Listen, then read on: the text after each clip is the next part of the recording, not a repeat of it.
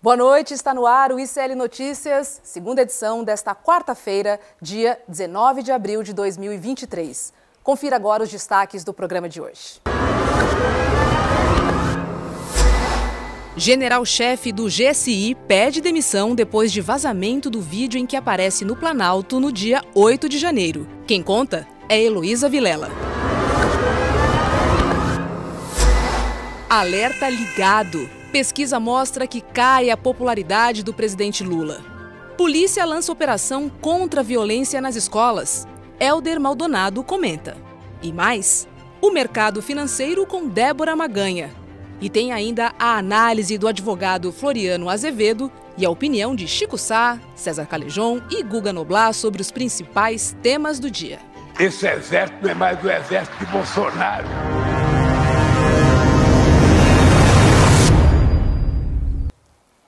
A nossa audiência, sejam todos muito bem-vindos. O programa hoje está quente, quentíssimo, notícias pipocando a tarde toda, final de tarde, agora 1 minuto antes do programa. Boa noite, César Calejon. Boa noite, Rô, boa noite, comunidade CL. É isso aí, hoje está do jeito que vocês gostam. Boa noite, Chico Sá, meu camarada. Boa noite, Rô, Calejon.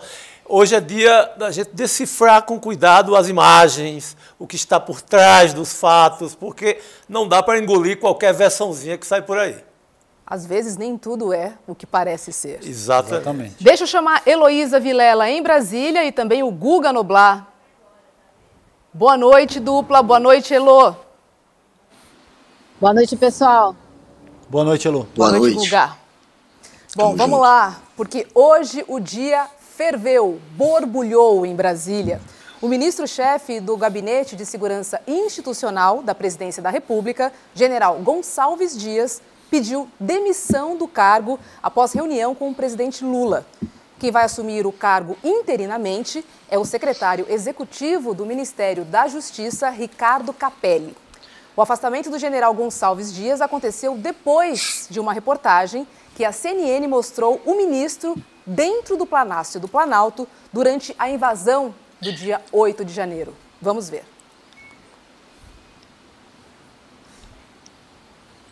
Quando os manifestantes tinham rompido o bloqueio da Polícia Militar na altura do Ministério da Justiça.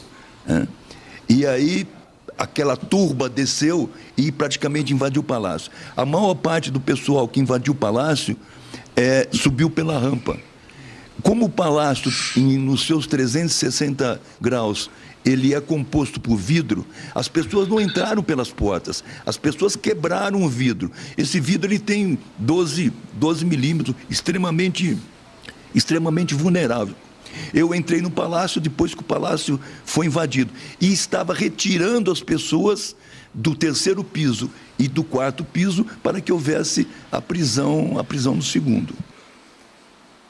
Essa foi uma entrevista do general G. Dias para a Globo News explicando o que aconteceu. Podemos mostrar agora as imagens que justificaram esta fala do Gonçalves Dias? Vamos lá, Calejon, bota aqui na tela para a gente, por favor.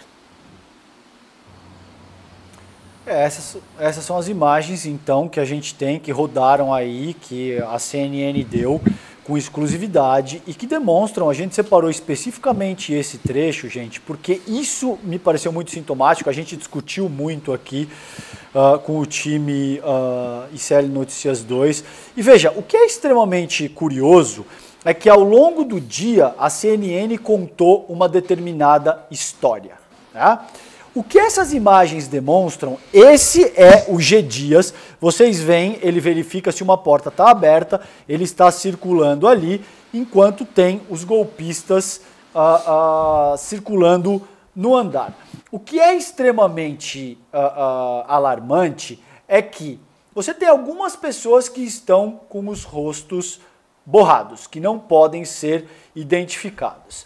Nessa imagem, ao que tudo indica, esse senhor que cumprimenta uma golpista, vocês veem nessa imagem, ele tem o rosto borrado, ele abre a porta do que a gente não sabe identificar, se é uma escada, se é uma sala, ele está efetivamente interagindo com os golpistas de forma mais deliberada, de forma mais incisiva.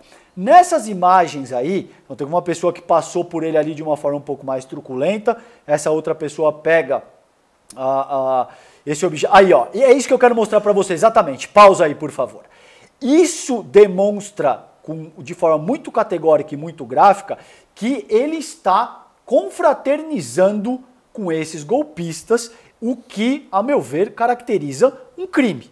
Você tem um militar do GSI que não foi identificado, existem informações desencontradas que dizem que ele seria um capitão ou um major, dando a mão e confraternizando com os golpistas. A pergunta que fica e que é extremamente premente para a gente entender o que de fato se passou aí é: quem é essa pessoa e por que a única pessoa que está de fato interagindo de forma mais incisiva com os golpistas teve a sua identidade preservada? É isso que vocês veem aí precisamente nessas imagens, Rô. Queria te ouvir, Chico Sá. Eu acho que não dá para contar a história inteira com esse rosto borrado. Isso é uma prerrogativa que se usa no jornalismo para uma criança na cena, que é proibido. O Estatuto do Menor proíbe do menor e do adolescente, proíbe que mostre foto de criança. Você, para contar uma história com essa delicadeza, você tem que mostrar o rosto desse personagem. Senão a história já fica no meio do caminho, já fica pela metade e aumenta-se a suspeita de quem esse rapaz é aliado, seja que patente ele tenha. Então, é muito importante, já que o Palácio Planalto vai apurar a história, que pode ter também CPI, esse é um grande personagem do momento. Será o cara que vazou o vídeo? O que é que se passou na história? Você tem, no vídeo, o que é que você tem de fato? Você tem o Gonçalves Dias estava no Palácio do Planalto. Gonçalves Dias colaborou com os golpistas? O vídeo não responde. Não fica claro. Em momento algum. Não, o vídeo, em momento algum não o vídeo demonstra, né? Não demonstra. O que bate, óbvio, com a fala do general hoje na Globo News, que, em vez de colaborar, ele teria tirado ou aconselhado os golpistas a saírem do recinto. Então, a imagem dele, o general estava lá. O general colaborou com os golpistas, não tem nada nessa fita que prove isso. Ou seja, a única pessoa que aparece, Rô, efetivamente confraternizando com os golpistas, não está identificado. Água, né? A pessoa que entrega água, a pessoa que dá a mão nessas imagens que a gente tem aí. Essa pessoa não foi identificada. Por quê? Agora, também cabe ponderar aqui que quem quer que manipulou essas imagens dessa forma se torna artífice do processo. Porque você está querendo contar uma determinada história de uma forma muito específica, de um ângulo muito específico, que ao que tudo indica, pelo menos o que essas imagens demonstram, não é o G. Dias colaborando com golpistas de nenhuma maneira. Você tem essa pessoa de camisa branca, que ao que tudo indica é um major, é um militar, está confraternizando com esses golpistas e teve a sua identidade preservada. Ora, por que isso foi feito dessa maneira? Elô, já vou repercutir com você o que significa essa demissão do G. Dias, mas eu queria entender com o Guga. Você não estranhou ter tantos rostos borrados nessas imagens, Guga? Por que seria?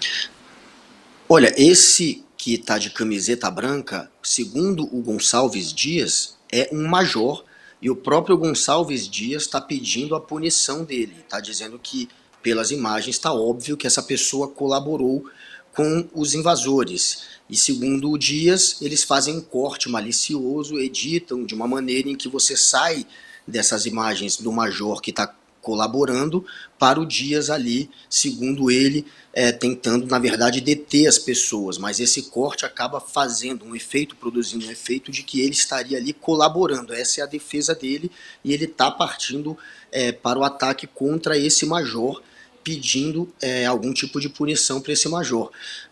De fato, foi editado a imagem. O que há de se afirmar é que o Dias esteve ali. Esses que estão com o rosto borrado, esse principalmente, que é um major, segundo Dias, é óbvio que ele vai ter que ser ouvido nessa CPMI que agora será instalada. Agora até o governo é favorável e será instalada. Então, é claro que não adianta borrar o rosto dele, já que em breve o rosto dele estará exposto para todo o Brasil, não tem como evitar isso. E é estranho borrar o rosto logo daquele que de fato está colaborando com os invasores, que é um golpista, que é um criminoso, portanto, você está protegendo um criminoso flagrado ali. O Gonçalves Dias ficou muito insustentável a situação dele, porque, como disse o Chico, a imagem comprova que ele estava lá. E ele não tinha dito isso. Ele, inclusive, no dia da invasão, tem um momento que ele anda junto com políticos e com ministros pelos prédios destruídos e não conta que esteve ali horas antes. Ele sonegou essa informação. Isso pegou muito mal para ele. E o Lula e o gabinete do Lula já tinha pedido essas imagens de frente para o gabinete presidencial. Essas imagens que vazaram hoje já haviam sido solicitadas pelo Lula. E ele tinha insistido nisso.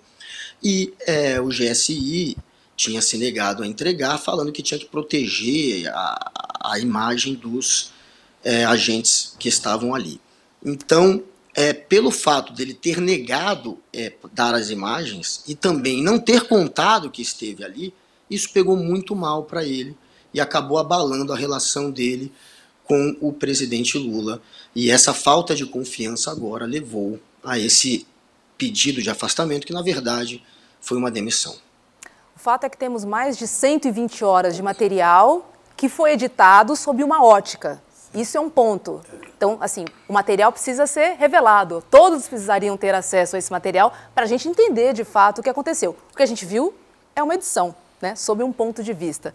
Elô, o que significa a demissão do G. Dias, do general? Bom, significa que abre-se o caminho aí para o governo ir mais fundo nessa investigação a respeito de quem são as pessoas do GSI que continuam no governo e que colaboraram com essa tentativa de golpe. Durante toda a tarde, o que a gente acompanhou aqui foi a criação de uma crise. Essas imagens provocaram uma crise no governo. E aí a gente se pergunta a quem interessa uma crise. Então a gente não sabe se essas imagens foram... Quem entregou essas imagens? Né? Hoje o Arthur Lira acabou de dar uma coletiva agora há pouco, dizendo que a Polícia Federal, o Supremo tem que investigar para descobrir quem entregou as imagens. Acho que não, acho que esse não é o ponto.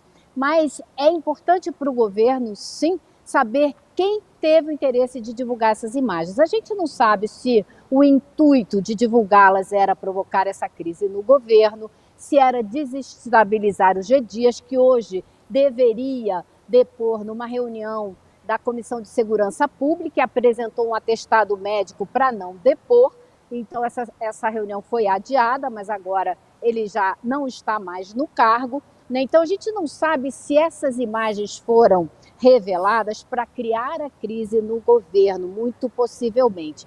Por outro lado, depois que a tarde foi chegando ao fim e essa crise foi se desenrolando, também passei a pensar que ela abre uma oportunidade para o governo. As imagens agora estão aí. O governo, logo depois que tomou posse, logo depois dessa tentativa de golpe, dessa invasão dos três poderes, fez uma certa limpa. Eliminou algumas pessoas que estavam dentro do governo, dentro desses órgãos, justamente para atrapalhar o governo.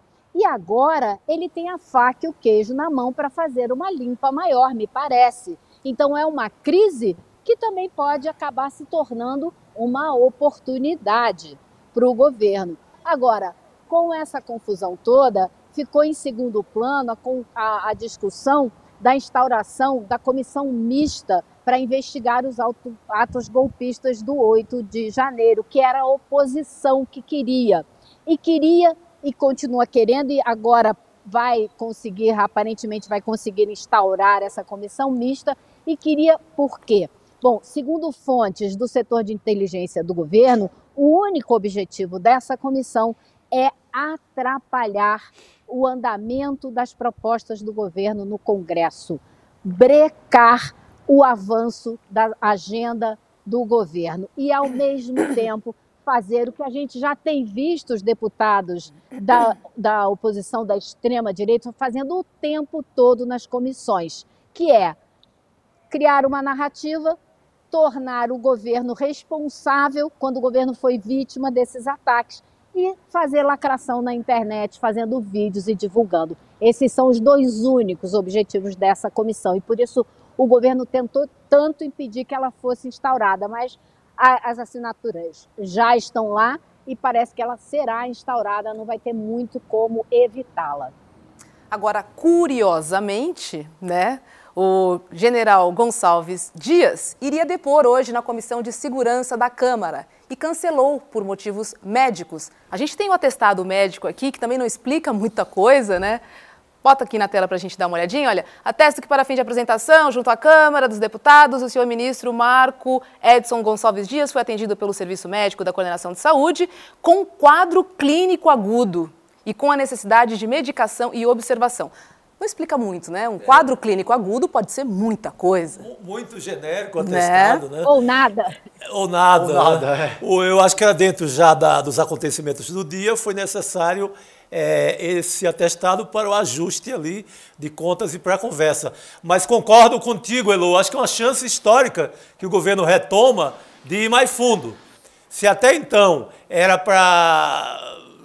a coisa ficava muito só em cima do inquérito do Supremo, nos casos já em andamento, o governo tem uma chance de retomar e contar tudo.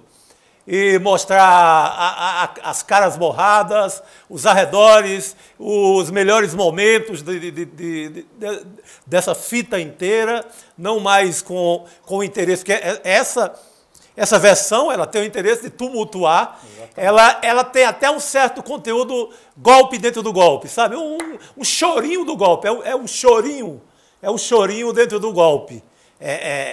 Acontece no dia do Exército, no dia do depoimento do Gonçalves Dias, então é muito acertadinho, é um roteiro muito com cheirinho ainda do golpe do 8 de janeiro.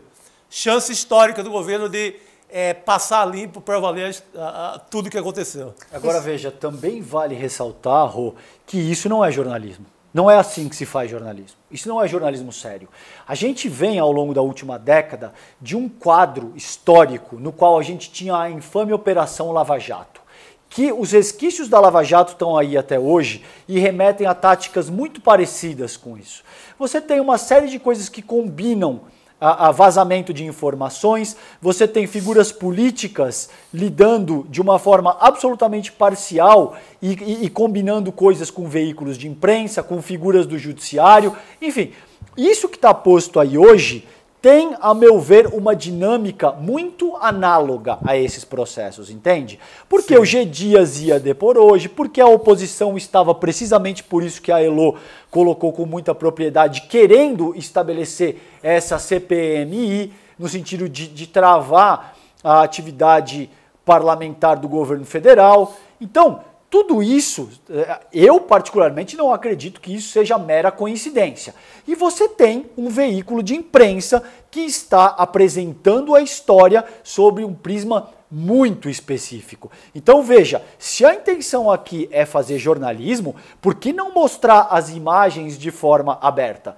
Porque você vai culpar o G. Dias e você vai inocentar a única pessoa que de fato aparece confraternizando com as pessoas que estão ali para cometer um crime.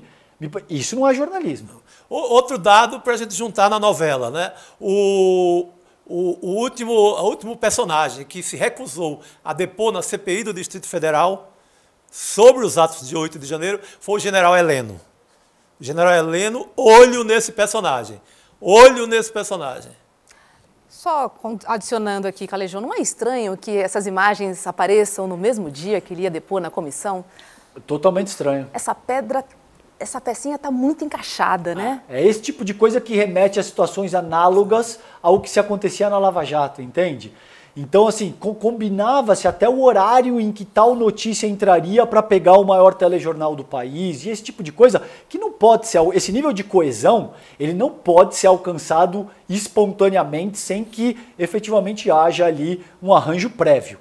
Me parece que é o que está em jogo aqui. Elo, o que te parece?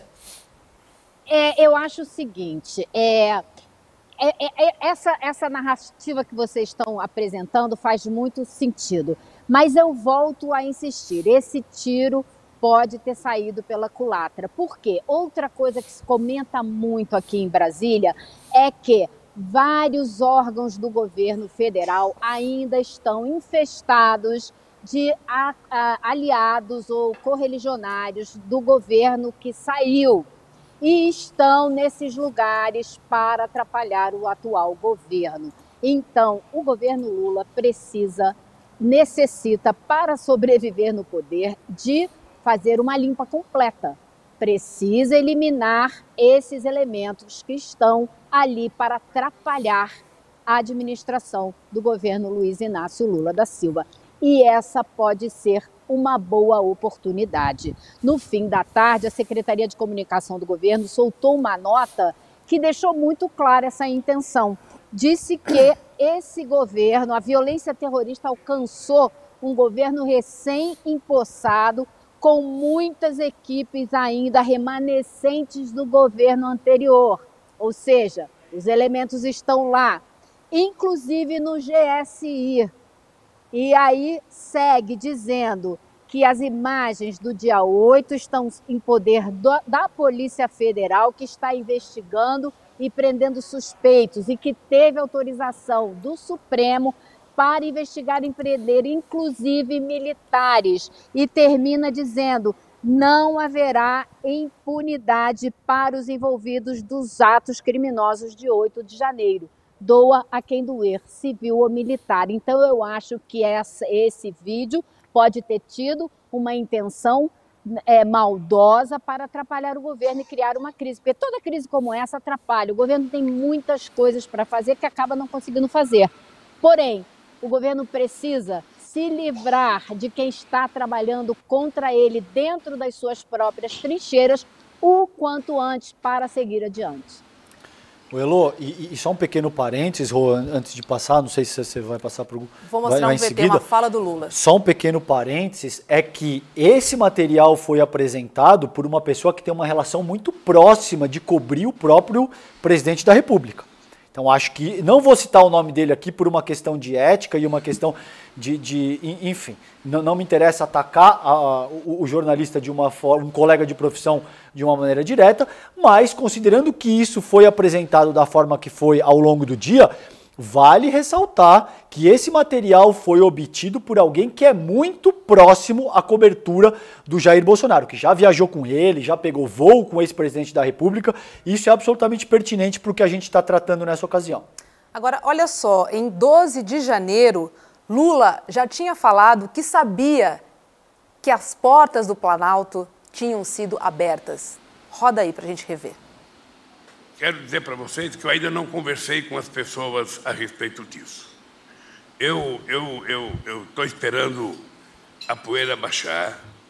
Eu quero ver todas as fitas que foram gravadas dentro da Suprema Corte, dentro da Câmara, dentro do Palácio do Planalto. Teve muita gente conivente. É importante dizer, teve muita gente da Polícia Militar conivente. Teve muita gente das Forças Armadas aqui dentro conivente.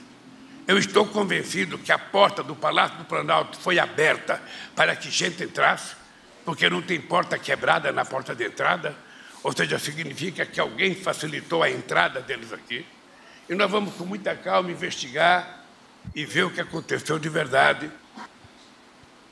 Essa é uma fala de janeiro e essas imagens aparecem agora, dia 19 de abril. Será que Lula já tinha visto essas imagens nesta data? Ou ele sugere uma outra coisa, hein, Elô? Pois é, a gente não sabe por onde essas imagens passaram, se o próprio governo, o Palácio do Planalto teve acesso a elas ou não. O GSI aparentemente não quis entregar para o Palácio, entregou para a Polícia Federal. Então, existe toda uma área nebulosa a respeito disso, que a gente não tem essas respostas, mas se não viu ainda, está mais do que na hora de ver, está mais do que na hora. Acho que agora o governo tem, como eu disse, tem a faca e o queijo na mão para entrar com tudo nessa história. E hoje a gente ficou sabendo também que quem vai assumir interinamente o GSI é o Capelli, que teve um desempenho essencial, importantíssimo e muito firme na reação ao golpe, à tentativa de golpe do dia 8 de janeiro. Então, me parece que foi um nome muito acertado também para essa posição, que é um homem de toda do ministro Flávio Dino, não é? E que pode ajudá-lo a desbaratar ainda mais essas influências negativas dentro do governo. Queria ouvir o Guga sobre a CPMI, que agora, né, o governo apoia para que seja realmente aberta. Seria a grande oportunidade, né, de todas as cartas serem colocadas na mesa e a gente entender com profundidade essa história, por todos os lados, né, Guga? E a CPMI vai tentar descobrir, claro, de onde vazaram essas imagens. Elas foram enviadas, como falou a Elo há pouco, para a Polícia Federal, para a PM, para o Ministério Público, para o Comando Militar do Planalto. Isso quem diz é o Gonçalves Dias. Garante ele que passou essas imagens dele no meio desse tumulto para esses órgãos. Ele não teria realmente entregue isso à presidência. Por isso, inclusive, que abalou a confiança com Lula, mas ele garante que passou sem edição as imagens completas para esses órgãos todos e pode ter vazado de um deles. Isso há de se descobrir, e a motivação, e quem quis isso, e por quê. Claro que a gente sabe que a consequência vai ser atrapalhar os projetos e o andamento desse governo. A CPMI é o objetivo, né, da CPMI. Eles queriam instalar uma CPMI exatamente para mudar o foco, para atrapalhar o andamento do governo, e eles agora vão conseguir instalar essa CPMI porque o governo não tem mais escolha. Ele precisa que haja uma investigação para comprovar essa armação de tentar colar ao próprio governo uma tentativa de golpe em si. É o governo dando golpe, é o Lula dando golpe em si mesmo, não faz o menor sentido. Como também é muito difícil a gente acreditar que o Gonçalves Dias, de fato, estava ali ajudando e contribuindo. É mais provável que a explicação dele de que estava tirando pessoas do terceiro e do quarto piso para colocá-los no segundo piso de onde eles foram presos, é mais provável que isso se confirme do que ele tenha ido ali para ajudar os manifestantes. Ele sabe que tem câmera gravando, seria muito amador e também não vai de encontro com todo o histórico dele, de confiança e de relação com o Lula. Então, a explicação dele é mais plausível do que as suspeitas que estão levantando contra ele. Mas mesmo que a explicação dele se confirme, ele não tem saída. Ou ele vai ser taxado de golpista, o que é improvável, ou ele vai ser taxado de incompetente, inclusive por ter demorado para retirar do GSI muitos bolsonaristas. Até esse mesmo, esse major que aparece nas imagens e que é um bolsonarista, inclusive já tem jornalista apurando isso, e que estava ali contribuindo. As pessoas que estavam contribuindo, que aparecem contribuindo, pelo que está sendo apurado, são bolsonaristas. O único que não que é o Gonçalves Dias, parece que está ali no meio, mas que não contribuiu com quebra-quebra. Porém, vai ficar com a fama de incompetente. Ele não tem como escapar disso. Demorou para retirar os bolsonaristas e esteve depois, no momento da treta, junto ali e não passou essas informações para o governo. Deveria ter passado para o governo se preparar. Então isso tudo acabou manchando a reputação dele, pelo menos como um servidor. Me parece que sim. O principal aí é que ele não poderia ter deixado o Lula rendido dessa maneira, ele precisaria ter informado isso.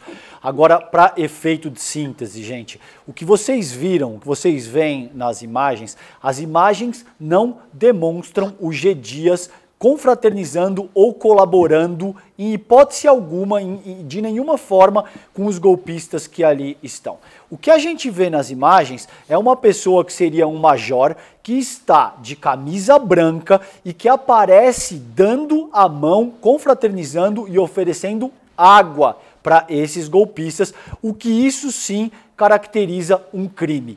Por que a imagem da única pessoa, dessa pessoa que está aí dando a mão para esses golpistas, a imagem do rosto dessa pessoa não está identificada? Porque a única pessoa que aparece confraternizando com os golpistas teve a sua identidade poupada. Essa é a questão. Né? Exato. Claramente preservada. Chico, queria aproveitar a sua memória e a sua sabedoria e conhecimento para trazer para a nossa audiência, para dividir, quem é o primeiro-ministro do Lula cair, o general G. Dias? O general é um homem de muita confiança do presidente Lula, porque ele foi secretário de segurança da presidência da República nos 2 mandatos do Lula. Trabalhou também com a Dilma na Secretaria Institucional. Então, ele é um cara de muita confiança. Daí talvez fique mais grave, né, Guga, o fato dele não ter comunicado. Que é um detalhe importante. Mas é um general paulista aqui da Americana, mas não está dentro de nenhum perfil golpista, não está muito longe disso. Não seria alguém que o Lula, vou desconfiar porque pode ser um ex-bolsonarista que eu tenho aqui dentro do Planalto. Não, ao contrário. Homem de confiança para valer. O fato dele ter pedido demissão e não ter sido demitido também vai um pouco de encontro ao que você está falando, devido à fidelidade ao presidente Lula ou não? Eu acho que nessas horas é tudo muito negociado, né? Não, vamos negociar para não ficar, para ficar de uma maneira mais cordial.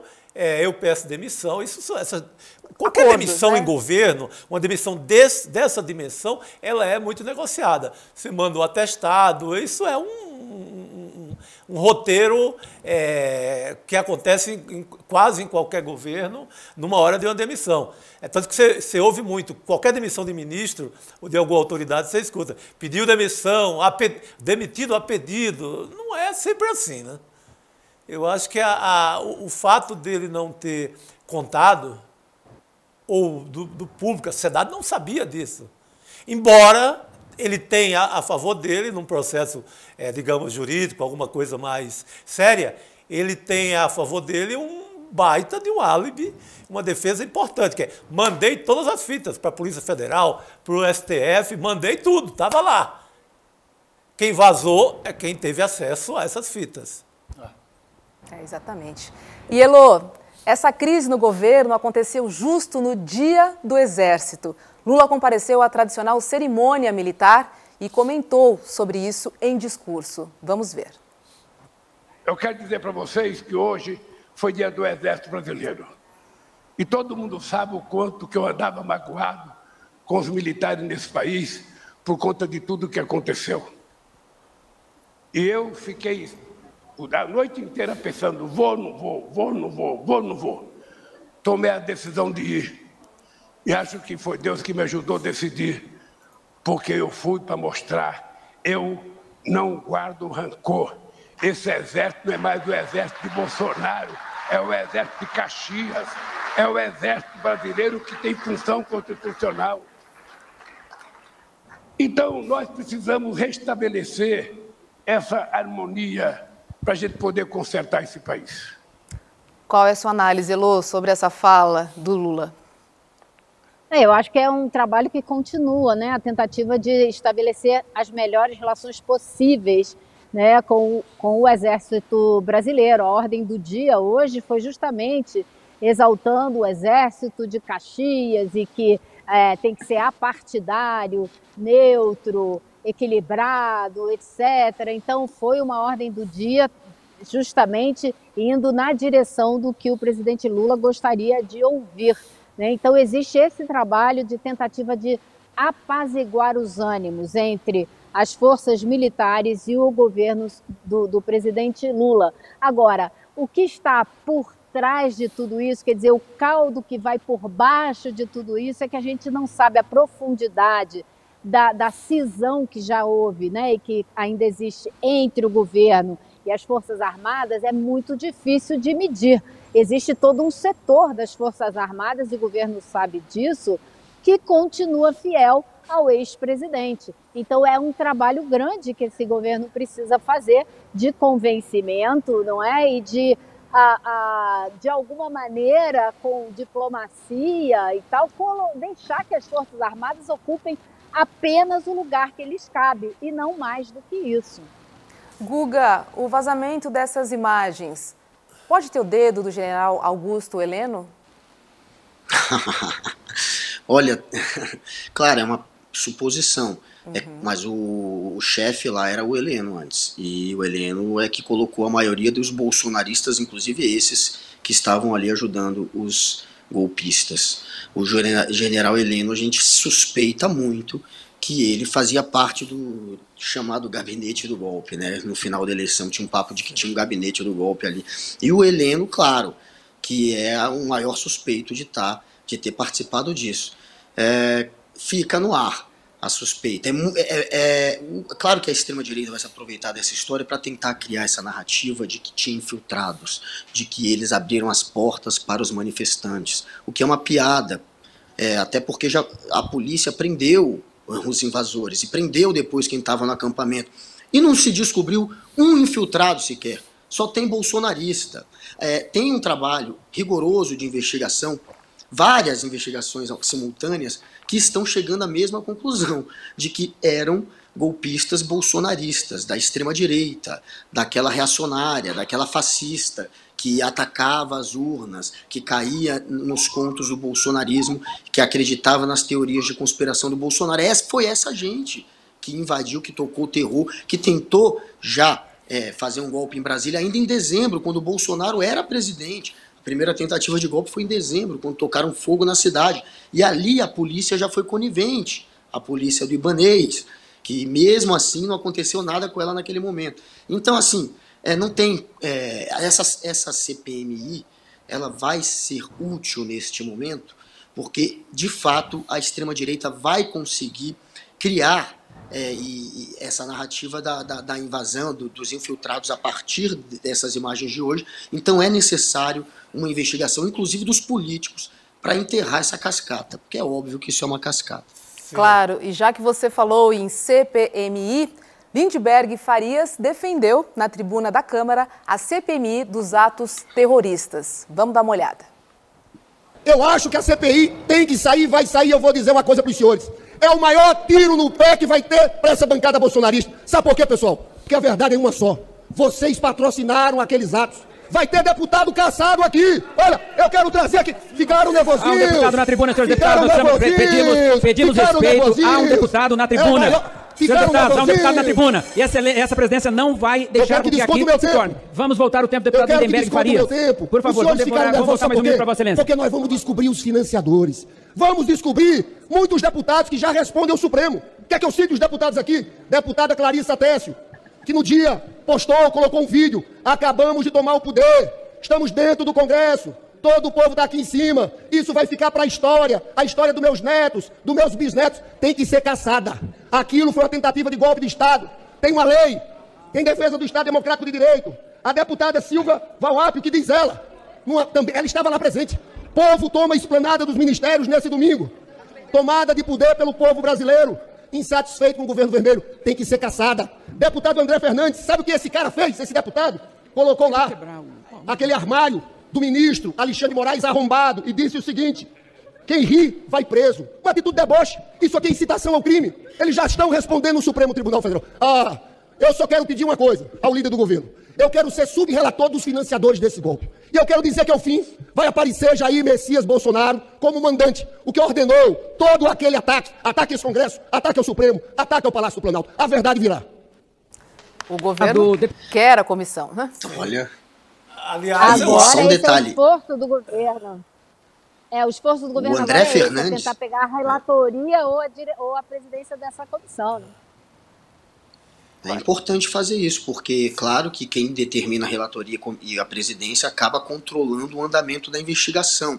E o que propôs essa CPMI é exatamente o André Fernandes, que foi citado pelo Lindbergh, que é um deputado que, no dia da invasão, faz um post com o armário do Alexandre destruído, fazendo um deboche em cima da destruição, do vandalismo e da invasão, ou seja, incitando, compactuando com aquele ataque. Esse é o cidadão, esse é o deputado autor do requerimento de instalação da CPMI, exatamente esse. Então é claro que o intuito desse pessoal que fez parte dessa invasão, já que incitou, é tentar desviar a história. Então é muito importante controlar essa CPMI e o governo vai ter que fazer esse trabalho de confrontá-los ali dentro. Vai ter uma briga de narrativa diária, vai ser um bando de Nicolas, de André Fernandes, desses deputados lacradores que não tem conteúdo, que só sabem fazer vídeo para a internet. Vai ter só esse tipo de deputado ali dentro provocando, vai ser um ambiente muito hostil. Então não vai ser uma CPMI fácil, mas ela é necessária porque é importante um trabalho político para jogar na cara do Bolsonaro quem é o autor intelectual dessa história, que a gente sabe que é ele. Agora, Rô, só um pequeno parênteses. Veja que loucura. Veja o quanto o bolsonarismo adoeceu a nossa nação ao longo dos últimos anos. Você teve o Bolsonaro, enquanto presidente da República, dizendo que ele faria isso. Dizendo que ele não aceitaria o resultado do pleito, dizendo que qualquer coisa que não fosse a própria vitória seria um golpe, e incitando a sua base, basicamente desde o momento que ele assumiu a presidência da República. Aí, depois de fazer tudo isso e de estimular isso até não poder mais e de dizer que ele não aceita o resultado, você tem os seguidores, os eleitores inconformados dele depredando e invadindo o Congresso Nacional. Eles simplesmente dizem que quem fez isso foi o governo do Lula, que eram infiltrados, que estavam... Então veja, quer dizer, o novo governo eleito alugou dezenas, talvez centenas de ônibus para colocar milhares de pessoas para quebrar o Congresso Nacional que ele já estaria empossado. Veja o nível de doença que isso caracteriza e o quanto complicado é ter que lidar com a política pós-bolsonarismo, entende? Chico. Não, eu acho que o Guga falou do Bolsonaro, o Lindenberg também, eu acho que é uma pessoa, não sei como vai ser a correlação de forças dentro da comissão, mas é uma pessoa para ser chamada na primeira semana da CPI. Convocar Jair Messias Bolsonaro. Exatamente. Porque razão há mais, pelo que o César acabou de listar, há 1000 razões para a CPI convocar Jair Bolsonaro. Ele é o principal artífice. Esse cara tem que ser ouvido de caras na primeira semana da CPI. Tá certo. Olha, Chico, eu chamava ele mais pro fim. Eu primeiro levantava vários depoimentos. Começava com ele. E no final, claro, né, Claro, para ele não ter escapatória, para ele não ter... Olha, levantei A, B, C, D, aqui, e agora? Agora venha. Perfeito. Eu volto com a relatora Heloísa. Muito bom. Eu mudo minha opinião, você está certa. E você, Guga? Não, eu tô com a relatora, é uma boa de aguardar para o final. No início, no final eles já vão ter muitos dados, muitas contradições, e aí a gente vai ver o Bolsonaro arrumando o atestado médico fake dele para escapar dessa inquirição. Mas não vai escapar. A CPMI tem que ir para cima do Bolsonaro, de fato, tem que convocá-lo. Eles têm, os políticos de oposição precisam entender isso. Ele vai ser chamado. Isso tem todo o potencial de virar um tiro de bazuca no pé da oposição. Tá com a relatora? Totalmente. Acho que precisa reunir materialidade efetiva para quando essa fase chegar, ele não ter escapatória. Agora, sabe o que eu acho, gente? Também tem o seguinte, talvez esse cálculo político do bolsonarismo passe pela seguinte dimensão. O Bolsonaro já vai se tornar inelegível, não tem muito como escapar disso, a meu ver, pelo menos, e talvez eles estejam partindo por uma estratégia de vale tudo, de tudo ou nada. Entende? Sim. Como que a gente já não tem muito mais para perder, o Bolsonaro vai se tornar inelegível, ele pode ser indiciado por peculato no caso das joias e a gente vai tentar trazer o governo federal para esse jogo de rolar na lama, por um jogo mais sujo, de lacração, isso que o Noblar está colocando Esse aí. Capítulo de hoje é sequência do 8 de janeiro. Exatamente. É o 8 de janeiro que não acaba, ele tem um resquício aí, ele tem um lixão. Por isso que é importante o governo estar armado contra essas arapucas. Elas vão aparecer em maio, vão aparecer em junho. Muito atenção a isso, porque temos uma sequência do 8 de janeiro. E o governo, né, a base governista já está dizendo, queremos CPI e somos muito bons nisso. Elô, quer chutar? Não precisa não. Chutar Roda o quê, o VT não? aí pra gente ver. Quem disse essa frase? Randolph, eu acho. Claro. Desse requerimento CPMI, Vamos para essa investigação e vamos com força para ela. E olha, de investigação e comissão de inquérito, nós entendemos. Estamos com vontade para ir para lá. Estamos com desejo de ter essa investigação. Se estão obstruindo por essa CPMI, ouçam bem claramente. Queremos a investigação. Queremos porque no 8 de janeiro, tiveram 3 vítimas desse país. A República, a democracia e o atual governo. Nós não fomos os algozes do 8 de janeiro, nós somos as vítimas. E é por isso que naquele dia prendemos mais de 1000. E é por isso que nós temos sequenciadamente feito as operações conduzidas pelo Supremo Tribunal Federal, conduzidas pela Polícia Federal, prendendo os delinquentes que atentaram contra os símbolos da pátria brasileira. Então, se a razão da obstrução é a tal da CPMI, vamos à investigação, em todos os cantos que ela esteja. É isso. Queremos a CPMI, Elô. Não queriam não, né? Vamos falar a verdade. Não queriam não. Fizeram de tudo para evitar que essa CPMI fosse instaurada. Porém, agora é para fazer, então é para fazer com tudo. Porque uma coisa os bolsonaristas não estão levando em consideração. CPMI é um processo que se abre e que ninguém sabe como termina. E pode terminar muito mal para a oposição, e é isso que a gente tem que ficar de olho, sabe? Eu acho que o Randolph, agora que assumiu que vamos para cima, é para ir para cima mesmo, com tudo, e caçar os deputados que participaram, tirar do Congresso quem foi contra a democracia brasileira. Chega! Tem essa frase, né, que é do Jorge Bornhausen, que já foi governador e senador, de que você não sabe como termina, sabe como começa a CPI, mas não sabe como termina.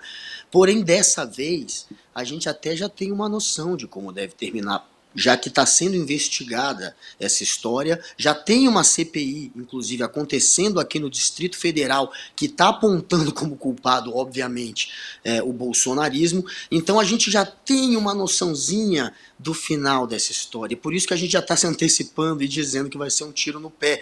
A gente sabe quem é o culpado, não tem discussão, é óbvio quem é o culpado. E eles estão querendo investigar aquilo que é ruim para eles. Então, o final está mais ou menos desenhado e vai ser muito ruim para o bolsonarismo. E vocês sabem o que eu acho, gente? Só um pequeno complemento aqui. Já foi um erro, logo de cara, o governo se posicionar de uma maneira tão incisiva contra essa CPMI. Entende? Porque, ok, faz sentido de acordo com uma determinada lógica que te diz, nós temos uma nação para reconstruir, a gente não quer discutir pautas tão rasas quanto essa, porque, como o Guga acabou de colocar, é muito evidente que isso foi orquestrado pelo bolsonarismo. O Bolsonaro, enquanto presidente da República, bateu nessa questão de forma reiterada. Ele disse isso, ele utilizou datas cívicas para dizer que havia um golpe, que a urna não era legítima, enfim. Existe um sem número de provas que demonstram que isso foi feito dessa maneira. Agora, na medida em que você adota uma postura muito incisiva, de dizer, não, a gente não quer que isso seja instaurado, você dá para a tua oposição uma propriedade de se articular. Veja, Roberta, a senhora não quer que isso seja investigado porque a senhora tem culpa no cartório, quando todos sabemos que esse não é o caso. Então, a partir daquele momento, deveria dizer, olha, muito bem, vocês querem investigar? Vamos fazer a CPMI, porque a gente tem certeza, essa postura que você viu o Randolph Rodrigues adotar agora, é isso que vocês querem? Vocês vão, ou o Lindenberg Farias, por exemplo, vocês vão ver que a coisa vai ficar substancialmente pior, porque vocês sabem que os principais organizadores e perpetradores dos atos terroristas de 8 de janeiro são vocês, são bolsonaristas. É isso devia ter sido feito desde o começo. Heloísa Vilela, vou te liberar, porque Brasília está fervendo e precisa de você, e o ICL também precisa muito de você. Bom trabalho e um beijo, querida. Eu estou olhando aqui uma comitiva do Lula, que saiu daqui do Palácio, do Planalto, e ninguém sabe o que ele está fazendo, mas os carros estão todos ali, não sei se vocês conseguem ver. Pois é, um olho no ICL, outro olho no presidente Lula. Um beijo, obrigada, boa noite para você. Boa noite, Elô, obrigado. Boa noite, tchau, Elô. Deixa eu chamar o Helder Maldonado para participar dessa nossa conversa. Hélder, boa noite para você. O dia está pegando fogo. É o tradicional fogo no parquinho, né? Verdade, Roberta, boa noite César, Chico, Guga. Pois é, que reviravolta agora, dia 19 de abril, por essa ninguém esperava, principalmente agora que o governo topou participar de fato da CPMI. Realmente o dia de hoje foi um dia muito marcante, foi até difícil acompanhar as novidades que não pararam ainda. Se a gente pegar agora e dar uma atualizada nos jornais que estão rolando por aí, vai ter fato novo para a gente acompanhar. Você acha que a demissão do general Gonçalves Dias pode virar uma crise militar? Será? Deixa eu só chamar antes o advogado e professor Floriano Azevedo. Boa noite, Floriano, tudo bem? Boa noite, tudo bem? Boa noite aí a vocês todos e todas. Boa noite, querido. Boa noite, Floriano. Floriano, eu cheguei a perguntar para o Hélder, mas queria te ouvir também, se tudo o que aconteceu hoje pode desencadear numa crise militar. Queria ouvir o Hélder e depois queria te ouvir, por favor. Olha, Hélder começa, né? Ficou meio confuso. Sou eu que começo? Pode começar, Hélder. Como você entrou primeiro, eu estou obedecendo a ordem. Ah, não, tá bom, tudo bem, tranquilo. Então, Roberta, eu acredito no seguinte, a gente tem ainda, né, algumas informações desencontradas, não dá para saber, neste momento não dá para saber, se alguém desrespeitou a hierarquia do Gonçalves Dias no GSI, e ainda temos ali uma falta de entendimento da cronologia dos fatos, das imagens que foram reveladas hoje pela CNN. Agora, ao mesmo tempo, o Lula parece ter tomado uma decisão bastante enérgica e que já deveria ter tomado lá atrás, que é romper com os militares no GSI, principalmente militares nomeados pelo Augusto Heleno. Infelizmente, não dá para ter confiança com esses militares. E aí ele chamou, pelo menos interinamente, o Ricardo Capelli, que já tem sido classificado como a Ana Furtado do governo Lula, porque precisou dele, ele está lá para fazer uma substituição e entrar em campo, né? Ele já tinha sido interventor no DF. No caso dos militares do GSI, Floriano, se eles realmente tiverem ajudado, quais seriam as penalidades, hein? Olha, acho que o Hélder pegou um ponto interessante, né? Não dá para a gente fazer juízo de responsabilidade vendo trechinho de gravação, né? Gravação tem uma cronologia e, a partir daí, é possível que quem faz o julgamento consiga, junto com provas testemunhais, fechar o quadro, né? Então, essa coisa de editar meia dúzia de imagens e daí tirar conclusões é perigoso. É o que a gente tem para hoje, então, sobre isso. Se você tem agentes públicos que assistem uma prática criminosa e não agem já de pronto para coibir, e pior, né, atuam no sentido de favorecer e facilitar, eles estão sujeitos a serem enquadrados por prevaricação e pior, a conduta comissiva, né, nesse nível, é uma conduta comissiva que permite, inclusive, que esses servidores militares ou civis sejam enquadrados como partícipes dos crimes de destruição do patrimônio público, de terrorismo, etc. É o caso típico em que uma omissão equipara a conduta de quem está praticando o crime.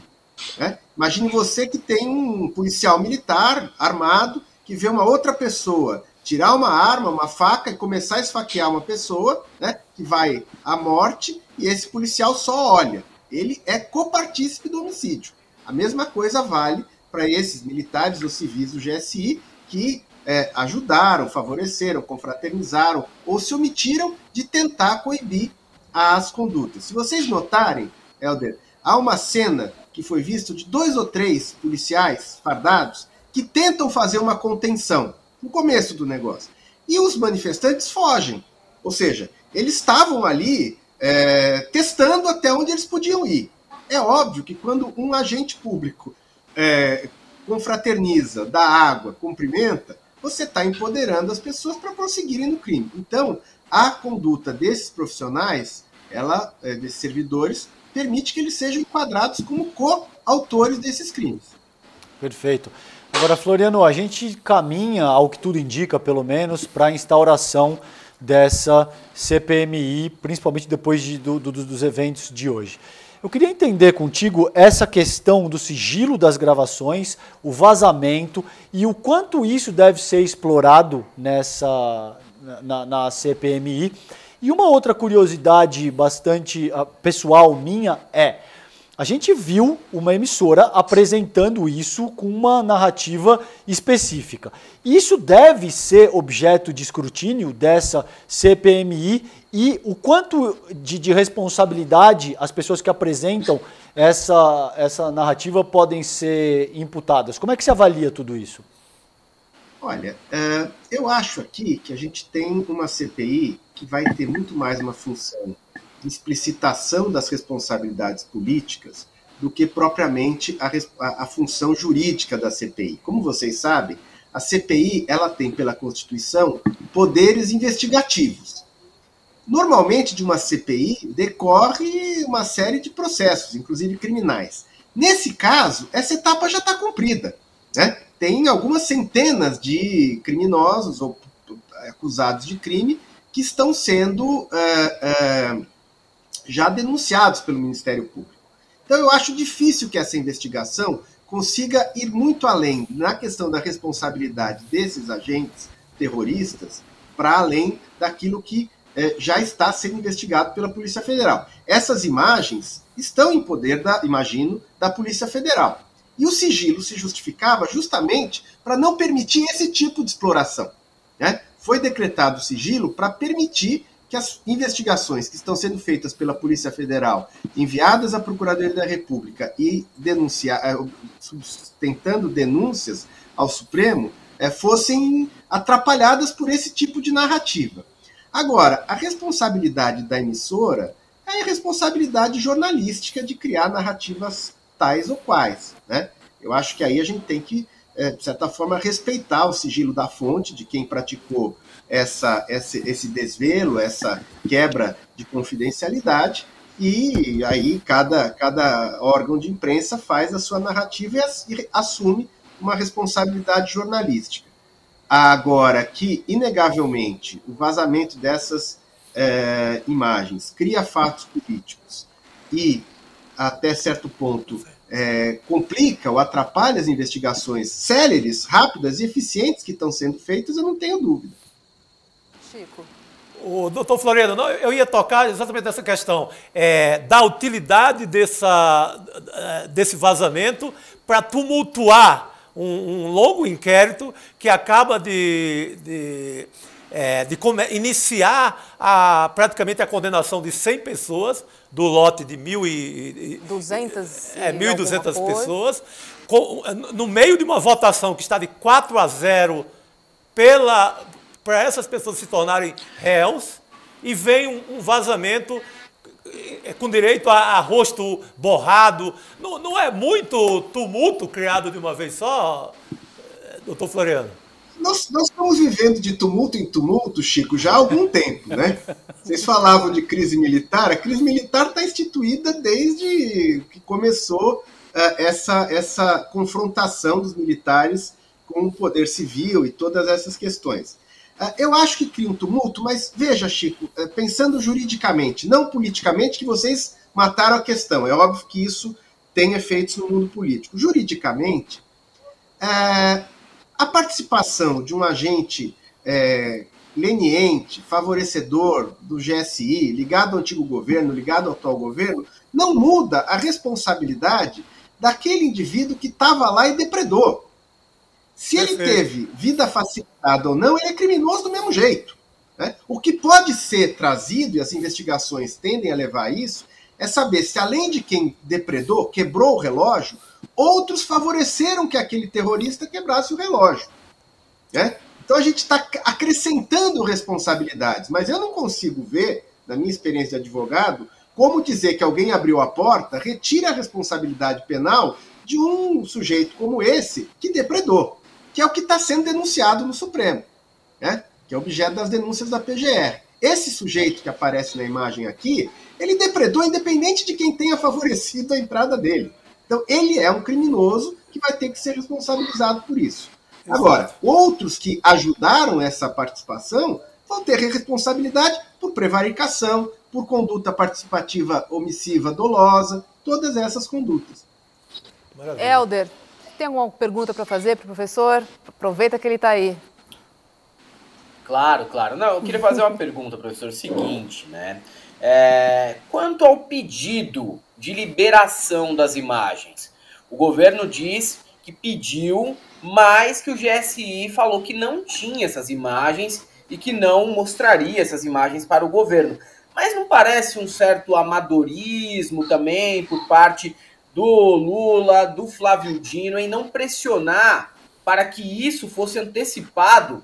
E aí a antecipação teria que ser no dia 9, no dia posterior à invasão aos prédios dos três poderes. Porque isso daí, a minha dúvida sobre isso é a respeito de como o governo não ter essas imagens em mãos pode também afetar durante a CPI a imagem do Lula e do Flávio Dino. Juridicamente, isso é realmente um tanto quanto estranho, né? Helder, você, para ter um sigilo decretado, né, ou ele é decretado num processo judicial, pelo juiz responsável, ou ele é decretado no âmbito administrativo, dentro daquelas hipóteses da Lei de Acesso à Informação, pela autoridade hierarquicamente superior, tá certo? Dentro da sua esfera de competência. Um subordinado ao presidente da República, seja ministro, seja agente público submetido ao ministro, negar dar publicidade ao Poder Executivo, me parece, no mínimo, uma quebra de hierarquia funcional. Né? Então, essa negativa, ela precisa ser verificada, esquadrinhada, para entender por que ela foi feita. Né? Se ela integra um processo investigativo da Polícia Federal, pode-se ter decretado o sigilo do inquérito, e aí nenhuma autoridade vai ter acesso, salvo aqueles que conduzem o inquérito. Mas o GI, ele não tem essa prerrogativa de investigação de polícia judiciária. Então, é bastante estranho. Com relação à sua pergunta, isso vai ser usado, claro, para desgastar a autoridade do ministro Flávio Dino, do presidente da República. Há que se saber em que termos essa negativa foi dada. Até onde eu tinha conhecimento, isso fora convencionado para permitir que a Polícia Federal fizesse a investigação. Quando começa a vazar, nós temos uma outra apuração, né, que é sempre um equívoco que a gente comete. Uma coisa é o sigilo de fonte, outra coisa é a averiguação sobre quem vazou um dado, até então, tido por sigiloso. Né? Ninguém quer que se quebre o sigilo de fonte jornalística, mas o agente público que vazou, uma vez apurado, tem responsabilidade por esse ilícito. Né? Então, essas coisas vão ter que ser investigadas, ou na CPI, ou até no âmbito mesmo dos inquéritos.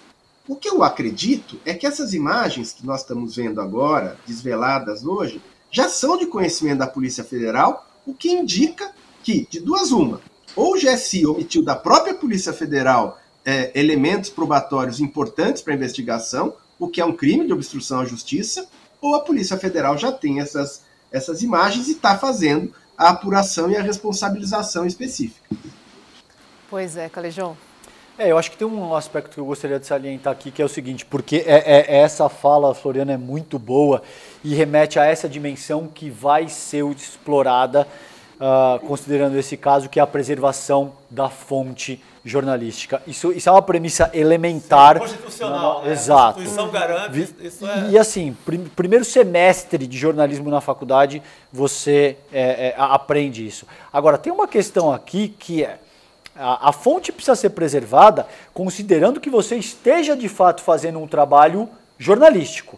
Na medida em que você começa a utilizar dados para avançar uma narrativa própria que te interessa e você demonstra o rosto de uma pessoa e oculta deliberadamente uma outra pessoa para atender aos teus interesses e à tua agenda particular, me parece que você não pode alegar que você está preservando a tua fonte jornalística, porque você está contando uma meia-verdade, Rô.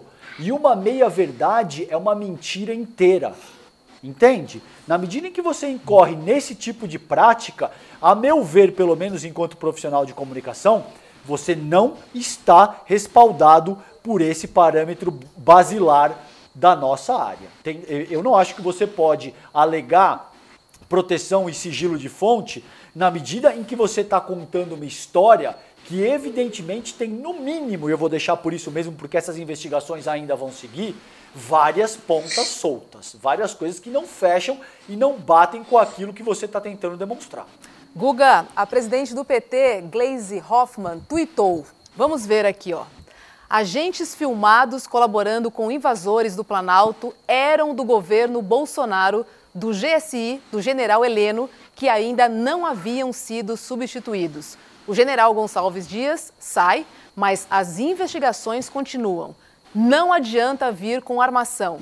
Invasores, terroristas e golpistas eram todos da turma do Bolsonaro. Vão pagar por seus crimes. Essa turma que está gravada ali, contribuindo, colaborando, é tudo bolsonarista. A imprensa já está indo atrás também e está confirmando, não é só a Gleisi que está falando, e pela lógica também. A gente sabe que depois do dia 8, aí sim o governo começou a fazer uma limpa que já deveria ter começado antes. Então esse, inclusive, é uma das cobranças que estão fazendo a Gonçalves Dias. Por que não fez essa mudança? Por que deixou os bolsonaristas? Agora você está sendo caindo numa história que foi criada por esse grupo que você não retirou, você, portanto, seria incompetente na visão de parte dos petistas, inclusive agora é essa.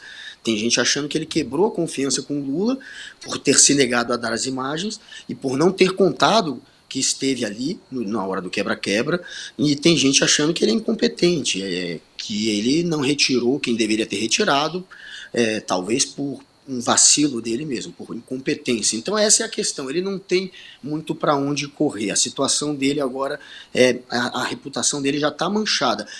Eu só acho que estão, claro, tentando se aproveitar disso para criar essa história de que, olha, como ele é o único de confiança que estava ali no meio, o único de confiança do Lula era ele, querem colocar ele também como alguém que colaborou com o quebra-quebra, o que já me parece forçado. Eu queria saber até a opinião do nosso convidado, se você, com tudo que tem saído até agora, com essas imagens que vazaram hoje, você suspeita que o Gonçalves Dias possa ter participado do golpe?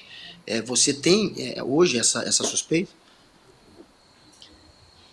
Olha, eu confesso para você que embora as imagens, tal qual editadas, deixem tudo com um quê muito estranho, né?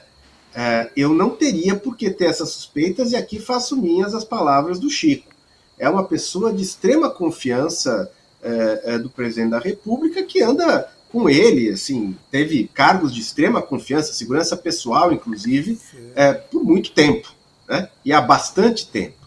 Dizer que esse ministro participou do golpe, né, articulou a tentativa de golpe, eu não teria essa suspeita. Eu acho que seria ir muito além de qualquer elucubração possível. O que tem que ser investigado é até que ponto ele teve uma conduta, digamos assim, tíbia, frágil, né, naquele evento, ou se ele faltou com algum dever que era sua obrigação cumprir. Vai desde comunicar ao presidente da República de alguma informação, se ele facilitou alguma fuga. As imagens não permitem tirar essa conclusão. Ele está encaminhando as pessoas para fora ali daquele gabinete, mas não se sabe se do outro lado do corredor já estão as forças policiais. 4 e pouco da tarde, mais ou menos, começaram a chegar as forças policiais. E terceiro, se ele, de certa forma, tinha conhecimento, por exemplo, de que havia agentes na equipe dele, herdada ou não, que estavam participando do golpe. Então tudo isso, Guga, eu acho que tem que ser investigado. Tirar uma conclusão de que ele é copartícipe dessa tentativa de golpe, eu acho um exagero, um desatino. Pois é. A fita só mostra que ele estava lá, nada mais. Não tem imagem. Precisamos ter acesso às imagens. E que ele demonstrou uma certa impotência naquela situação. Que eu também não sei se a realidade permitia que ele saísse no tapa com alguém. Perfeito. Seguramente ele pioraria a situação sobre medida. Ele estava claramente em desvantagem, né, em relação ao número de pessoas ali. Bom, Floriano Azevedo, obrigada, boa noite para você. Helder Maldonado, é sempre bom, sempre um prazer recebê-lo aqui no ICL2. Um beijo. Obrigado, gente, boa noite. Obrigado, boa queridos, boa noite. Tchau. Boa noite, Floriano e Helder. Vamos fechar com os destaques do dia. Famosos destaques. Todos depois, né, da gente ter perdido o primeiro-ministro aí do governo Lula. Vai lá, Calejão. O meu é bastante triste dar conta dessa operação da Escola Segura, que apreendeu de forma provisória 10 adolescentes em 5 estados, por conta do que a gente tem aí essa semana. Amanhã é uma data que remete a coisas que são símbolos de violência. A gente tem todo esse tipo de coisa circulando na sociedade brasileira. Diversos casos aconteceram ao longo aí dos últimos meses. E a gente teve o Ricardo Capelli, que era secretário até então do Ministério da Justiça. Agora ele já assume o GSI, né? Mas ele esteve hoje cedo no ICL, primeira edição, falando acerca dessa operação. Vamos dar uma olhada no que disse o Capelli em conversa com o Edu Moreira. O que a gente pode dizer, Eduardo, é que o Ministério da Justiça e Segurança Pública está em absoluta prontidão. Não é normal a gente ter 225 pessoas presas ou apreendidas em apenas 10 dias por ameaças às escolas. Então, não é possível, Eduardo, dizer que está tudo normal, está tudo bem. É isso, é triste, né? Mas as medidas estão sendo tomadas, a gente precisa acompanhar essas medidas de muito perto, porque é algo que infelizmente não acontecia no Brasil. E após a ascensão do bolsonarismo, esse é um problema social com o qual infelizmente a gente tem que lidar. Infelizmente, né? Ele vale a pena lembrar que o Capelli agora assume aí a chefia do GSI, né? Pois é. Perfeito. Bom, perdemos Marielle e Anderson Gomes há 5 anos, né? E depois de 2 anos de tentativas, a família, né, de Marielle e Anderson poderão acessar as investigações dos mandantes dos assassinatos. A 6ª turma do STJ aprovou por unanimidade o acesso ao inquérito. E aí eu trago aqui 2 pontos que eu acho que são importantes. Primeiro é a transparência nesse caso. Eu acho que quando a família tem acesso, ela pode verificar, né, com mais curiosidade, de fato, a investigação. Claro. A transparência e o acesso é um dever, né? Sim. Também do acusado. Então, assim, eles esperaram 2 anos também para isso, né? Estranho. E eu acho que também traz também um retrato, né, em relação aos homicídios que são resolvidos no Brasil, né? Um número muito baixo. E eu acho que esse caso é bem emblemático, ele significa muito, ele é um retrato um pouco do Brasil em relação a homicídios. Queria trazer esse destaque, eu acho que foi uma grande vitória, uma grande conquista para o Instituto Marielle Franco, para a mãe, para a esposa da Marielle, enfim, para a população, né? A gente precisa entender o que aconteceu e quem foram os mandantes. Muito bom. Precisamos subir um degrau aí dessa investigação. E essa transparência, que é um dado novíssimo, mostra como as coisas eram conduzidas até o ano passado. O máximo que pudesse complicar para a família na apuração, iriam complicar. Exatamente. Vai lá, Guga, você agora. Bom, vamos acabar o programa num ritmo estilo Ratinho agora, porque subam as imagens, teve barraco na Câmara dos Deputados. Eduardo Bolsonaro quis provar que não é um bananinha e resolveu partir para cima do Marcon, um deputado do PT do Rio Grande do Sul. Tudo porque Marcon falou na comissão de trabalho que a facada foi fakeada no pai no Bolsonaro, que não tinha nem sangue saindo. E Dudu não se aguentou, levantou-se da cadeira e partiu para cima de Marcon.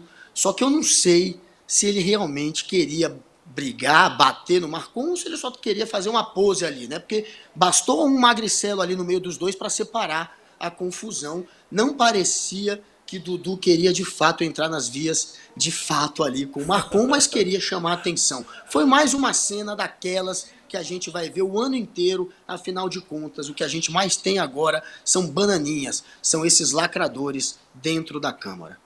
Palavrões rolaram solto, né, Guga Noblar? Nossa, agora, você sabe o que é curioso, hein, Noblar? O Alexandre Frota já fez esse tipo de colocação inúmeras vezes. Por que será que o Eduardo Bolsonaro não adotou esse mesmo tipo de postura contra o Alexandre Frota? E ele pegou... Por que será, né, Frota? Por que será, Por que será, né, Frota? Curioso, né? E outros casos, né? Só vai ali, pô. Exatamente. Só vai na boa. Essa turma só vai na boa. Primeiro olha o adversário, né? Depois pensa o que faz. Vai lá, Chico. Eles dão uma olhada ali, confere o porte físico, com esse eu vou. Veja, Eduardo, com o senhor Marcon, que é um senhor que é mais velho do que você, mais leve do que você, mais baixo do que você achou que era uma boa bancar o bravo. Então veja que esse tipo de coisa acontece com Alexandre Frota. Por que ele não tentou, por exemplo, esse mesmo tipo de abordagem, hein, Noblar, com o Lindenberg e Farias? Gente, vamos fazer o seguinte. Seria uma boa. Vamos ver o vídeo? Vamos lá. Boa, solta. Esse barraco vale. Obrigado. Ainda estamos em votação. Olha o nível de provocação. Deputado Marcon. Dá uma facada no seu bucho, eu quero ver o que o senhor vai fazer. Seu Zé. Respeita Isso é uma o mínimo ameaça. do debate. Presidente, isso é uma ameaça. Vamos. Opinião política, facada, fake. Vai te catar, rapá. Cresça, vire homem. Vamos calmar. O mínimo de ética nessa comissão aqui. Eu não tô fazendo nem metade do que vocês fazem. Presta atenção, respeita, deputado. Vai ficar reclamando? Que isso? Ratinho? Deixa aí. Vamos. Olha o decoro. Olha o decoro.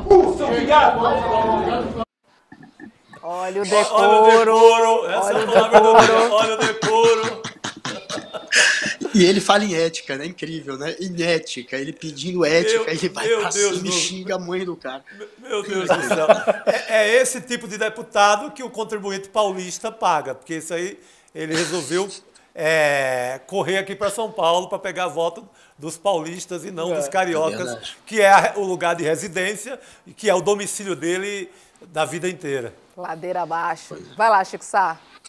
O meu destaque continua na mesma família, não é? Na família do ex-presidente, é sobre um novo emprego. Esse é o 4º emprego que alguém ligado a Michele Bolsonaro consegue com aliados do bolsonarismo. Nesse caso, a filha, né, a Letícia, de 20 anos, ela conseguiu essa boquinha a Michele conseguiu para ela essa boquinha no governo de Santa Catarina. O governo de Santa Catarina tem sido assim a mãe Papai Noel, né? Praticamente o Papai Noel. Eu falei do contribuinte paulista, é o contribuinte catarinense que está pagando mais um emprego, R$13 mil. O Jair Renan também tem um que acho que de 10 e pouco. Já tem mais um irmão e um genro da Michele, mas essa história não começa agora. Essa história começa há 34 anos atrás, quando a família Bolsonaro foi ali para a sombra do serviço público, sem dar um dia de serviço para ninguém, que eles não são muito chegados ao trabalho, e estão lá até hoje. É essa gente que se diz antissistema. Você acredita? Claro que não, né? Bom, Estado mínimo só para os outros. Estado mínimo só para os outros. Para ele, meu amigo, eles só mamam no Estado. Esse é o pessoal do Estado mínimo. É esse. É isso. Bom, o Guga já trouxe o barraquinho de sempre, então vou me despedir de você. Uma boa noite para você. Até amanhã aqui no ICL, segunda edição, Até amanhã, Guga. galera. Valeu, querido. Boa noite. Valeu. Boa noite. Vamos dar uma olhadinha no fechamento do mercado financeiro da Ibovespa com Débora Maganha, que já está por aqui. Boa noite para você, Débora. O que você conta? Olá, pessoal, boa noite. Boa noite também para vocês que estão em casa. Hoje o dia, Roberta, entre as bolsas foi marcado por aquele sentimento de cautela que costuma aparecer em meio às incertezas. No exterior, o livro bege colocou a inflação no centro das preocupações e sinalizou para incertezas em relação à economia dos Estados Unidos. Em Nova York, mais uma vez as bolsas reagiram, ficando ali perto da estabilidade. O S&P cedeu 0,01% e a Nasdaq subiu 0,03% hoje. Com pouco impulso vindo lá de fora e uma agenda mais vazia, era esperado esse mesmo movimento morno que a gente viu lá no exterior. Mas a nossa bolsa aqui foi atingida pelo fogo no parquinho que vocês falaram mais cedo. O dia começou com notícias ruins para a Vale, que tinha começado a mostrar sinais de recuperação ontem, com os dados vindos lá da China, mas voltou a cair hoje depois da divulgação dos dados da produção que decepcionaram. À tarde, o que pesou foi a revelação do ex-ministro do GSI, né, que ele esteve lá no Planalto, né, então bastante aí divulgado hoje aqui por vocês, então isso acabou pesando também na Bolsa, né, por ser uma baixa ali no Ministério. E o mercado também mostrou descontamento com as exceções apresentadas no arcabouço fiscal. Esse tal mercado esperava acenos ainda maiores do governo e a frustração foi perceptível. Os juros futuros voltaram a subir e isso prejudicou os setores como de construção civil e o consumo. O ICOM, que reúne as ações do setor de consumo, caiu 2,82% hoje e o Ibovespa acabou cedendo 2,12%. Para finalizar o dia, como se já não bastasse, o Roberto Campos Neto falou para investidores hoje em Londres que o nosso processo de desinflação está mais lento que o esperado, mesmo depois da inflação ter chegado a 4,65 em março. Sem comentários aqui, né, gente? Pois é. Silêncio. Pois é, já não basta toda essa confusão, ainda tem a oposição dentro do Banco Central. É um jogo duro, exato, é um jogo duro que esse governo está enfrentando. Tá certo. Débora Maganha, querida, obrigada, uma boa noite para você. Boa noite para vocês, até amanhã. Boa noite, Débora, obrigado. Vamos dar os recadinhos da programação do ICL, que começa às 7 da manhã com Desperta, chegando com Leandro Demore, das 7 às 8, e às 8 da manhã, coladinho no Desperta, tem ICL primeira edição com Chico Pinheiro. Olha que novidade boa. Atenção, audiência, amanhã de manhã, todo mundo dando aquela moral e dando aquela força para o Chico Pinheiro, que vai estar amanhã no ICL primeira edição. Lembrando que a Vivian está se recuperando, melhoras. Vivian, um beijo para você, hoje falei com ela. Está lá, se recuperando. Que bom, querida. Covid, para quem já teve com sintomas, sabe que não é brincadeira. É pesado. Vivian, querida, para cima. Vamos embora. Então, hoje é daquelas noites que o Demore não vai dormir. O cara vai apurar a noite inteira. Então, se eu fosse você da audiência, eu não perderia. Não ligaria. perderia. Eu já ia falar, vê como eu sou antigo, eu ia falar, liga o rádio às 7 horas da manhã. Liga o rádio moderno do YouTube. É isso. Tá certo. E depois, ó, às 7 da noite até às 8, tem ICL segunda edição com essas feraças aqui. Vamos nessa? Vamos nessa. Obrigada, Valeu. César. Obrigado, querida. Obrigada, Chico. Valeu. Amanhã tem mais, pessoal. Uma boa noite para todo mundo, bom descanso e até amanhã. Um beijo, gente. Fiquem bem.